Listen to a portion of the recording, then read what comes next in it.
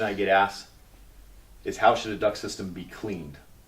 And this one's very intense, and we're probably going to do a whole segment about it.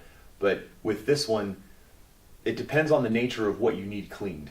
If you had a house fire and the duct system is going to get reused, there's professional companies that come out and they have special cleaners and special solutions that they clean the duct system with to remove all the soot and the smells and all that other stuff.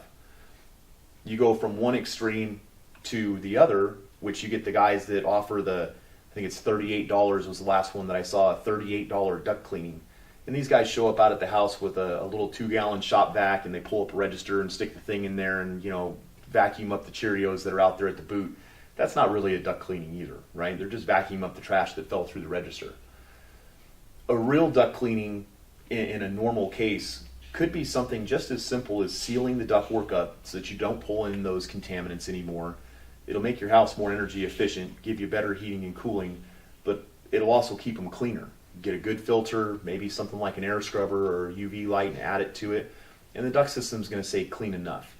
The duct systems are smooth, cylindrical on the inside. Not a whole lot sticks to them unless you get water in there, or maybe it's saggy because it's not been installed properly. But a good, properly installed and properly sealed duct system should never need to be cleaned. But to actually clean it, you want to do it the right way. You don't want to just stick a vacuum in there or go to some extremes with the guys with the big yellow trucks and the big hose and the vacuums and all that stuff, because they're just pulling the contaminants into the system anyway through all the leaks.